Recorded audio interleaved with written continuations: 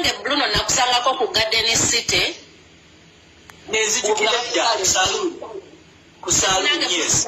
Manyi nti munange nti oli straight. Eyo posti yangu ajako na imsimanyi nti oli straight nze nali manyi. Anti abavubuka abalungi nga mwane Kampala bali bansu ku master.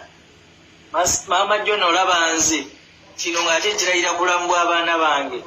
Zemvumirwa abakazi Mama John. Sinze toza manyi nti oligge munange era lumu nenkola posti naye bannange watabuka buli gwofuna penat. Kwegamba allegation zange neyanziza nnyo watuukiriza neyanzeegese bokakasizza nti toli libansu ku master you a straight man. Anti ekiboozi ekya Bruno K kuno Mama Jona olaba Macho Jona no naye amuyisizaamu eggaali. Ngenda kuwa buli kimu nga ekyagenze mu maaso ku ekiboozi kya Bruno K era bw'etyo nga bamusoyasooya ebibuujo kajjoji w'ebibuuzo. Bruno K ekintu kino yakikwasizza mangu oba yakikwasaganyiza mangu. Live yasooka yagenze okukola live eno ng'olunaku olw'eggulo yamaze dda okubeera ng'afuna emmotoka era nga yaguze ekika kya Subaru. Bruno K on top of that n'ategeka ne concert ku Freedom City ennaku z'omwezi nga 16 omwezi guno amakulu mukyo ebulako nga wiiki emu oba roughly weeks 2 okubeera nga concert ye yategese ekiboozi etuuka ennaku zino eno bintu byakwanguyira vibe ogifunira amasanze n'ogafuna kolerawo ekiddako sente oba ozifuna osobola okubeera ng'ozifuna. Abaziza kirungi esooka oliddewo eri abaana we bali ba holiday makers ategese ku Freedom City yes abaana bajja kujjayo basobole okubeera nga kwegamba timing buli kimu kirungi. Tusabira Bruno K buli kimu kimugendere bulungi. Live y'eggulo bino bye bimu ebyabaddemu kubanga tulabye abakazi bannange Bruno omwaka oguwedde okyekoze abaana katwabika ogenda kuganya na wito. Mama n'abaana aba jasura kuba nti ba bloggers bakuba ebistory ne biwera ne bifuuka ekizibu. Nze ndi wano Briera omulezi ate abakajja mu kamera tewalira abayo mwala alina omwana ngajje singa tebavaayo dda ate nze abaana bange si bakwekubira birango beefaanana bonna abaana bo beefaanana n'ono yennyini omwana waffe omuto. Omwana bannange yavuddeyo ng'akuswaza buswaza omwana akufaanana. Ate yafaana nnyo maama wange yafaana maama wange n'amumalayo ku kiri ekyaliwo. Mama Jona ffe twesonyiwa tuli bazadde naye kyesinga okwejjusa bamuzaalayo omu olina okuddayo nyeenya omugongo.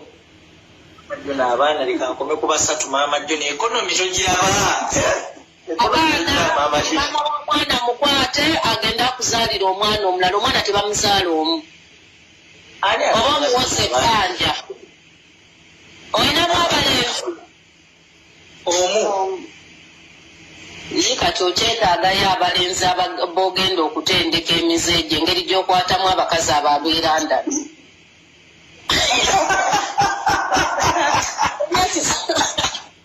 Olina ekisima aya muba n'ebisima bannange naye mu bintu byonna byenkyasiza okwejjusa Mama Jona nejjusa okuba akayimba kebayita nakulyako oba nali ndiwoozaawo akayimba ekiyimba ekyo bannange bambi ate negambye kibama ky'abaana nakiraba n'olinga kikusapootinga bansapootinga munabikwagala. Mama Jona no nange siri wa bulijjo indiaza thing there oli watabu amudendera sitasula kuba bampaayiriza bajja ne bampaayiriza wano kubanga nze temanyi ku bakazi omukazi tasobola kwogera ku musajja nga tumalaako tebalina buddi nze Mama Jona tebalwanyisa. Sookoddemu erinnya lya mukazi we tuli ku live ino eriko likes miliyoni 4 abantu 1,300 bonna balaba. Bruno essaawa zino ani mukazi wo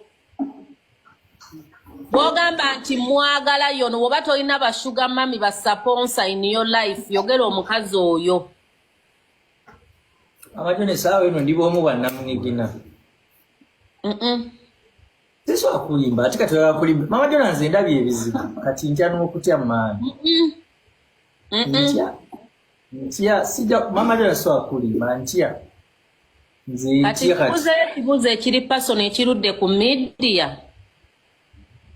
Mama w'omwana waffe ono atuleredde omwana Farida tukwebaza nnyo tukwagala nnyo weebale nnyo. There is nothing has ever happened between you two. Nothing. Wallahi sikulimba.